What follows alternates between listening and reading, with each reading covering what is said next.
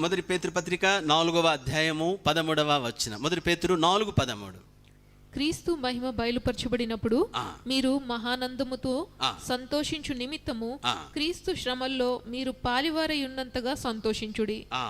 అలానే మొదటి పేతురు 5:10 చదవండి. తన నిత్య మహిమకు క్రీస్తునందు మిమ్మును పిలిచిన సర్వకృపానిధియగు దేవుడు కొంచెము కాలము మీరు శ్రమపడిన పిమ్మట తానే మిమ్మును పూర్ణులనుగా చేసి స్థిరపరిచి బలపరచును. నిత్య నిరీక్షణ మనం కలిగి ఉన్నాము. అంటే ఈ భూమి మీద ఉన్నప్పుడు ఆయన మనతో ఉన్నాడు. ఏమైనా కావచ్చు. ఏమిటంటే నేను ఆయన కలిగి ఉన్నాను, ఆయన రాజ్యంలో ఉన్నాను, నా ప్రభు నాకున్నాడు, ఆయనే నా బలము, ఆయన నాకు ఉన్నాడు. ఈ భూమి మీద ఉన్నంత వరకు నా నిరీక్షణ, నా ఆనందం, నా ఎక్సైట్మెంట్ ఏమిటంటే ఇక్కడ అంటాడు నిత్య మహిమను బట్టి. ఒకరోజు ఆయన రాబోచున్నాడు. ఆయన వస్తే ఆయనతో నేను ఉంటాను, యుగ యుగములు ఆయనతో ఉంటాను. ఏ రోజు మరణం వచ్చినా నా ప్రభుతో నేను ఉంటాను.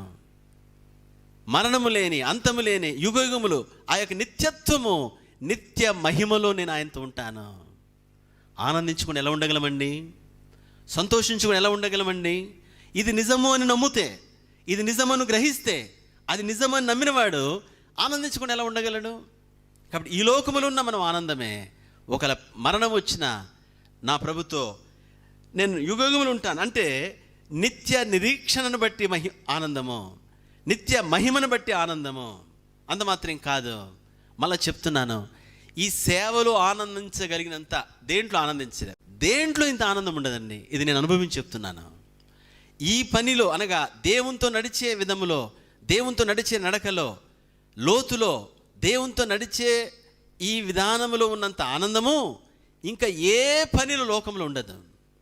ఇది ఆనందిస్తూ చేసే పని, ఇది ఆనందించేది సేవ, ఉత్సహించేది సేవ. నా ప్రభు నన్ను ఏర్పరచుకున్నాడు, ఆయన కోసం నేను జీవిస్తున్నాను. ఒకరోజు నేను ఆయన కలుసుకుంటాను, ఒకరోజు ఆయన దర్శిస్తాను, ఆయనతో యుగములు నేను ఉంటాను. ఈ లోకంలో ఉన్నంత వరకు ఆయన నాకున్నాడు. ఈ లోకం వదిలితే నేనే ఆయనతో ఉంటాను. హల్లెలూయా! గొప్ప నిరీక్షణ. కాబట్టి మనము లోతైన జీవితము గొప్ప ఆనందంతో ఉంటుంది. ప్రతి పరిస్థితిలో నాకు కానీ అది కానీ వస్తే ఆనందం, నాకు కానీ ఇది కానీ వస్తే ఆనందం. అది కాదు ఆనందము, కలిగి ఉన్నాను నేను ఆనందాన్ని. దేవుని బిడ్డ, మనం లోతులో ఉన్నామా? సంతోషంతో ఉన్నామా? మనలో సంతోషం, సమాధానం ఉందా? నీ అంతరంగం సంతోషంలో ఉందా? నీ హృదయం గుండె మీద చేసుకొని చెప్పగలుగుతావా? అంత నటనేనా? అంత వేషధారణేనా? ఒట్టి బోగస్ మాటలేనా?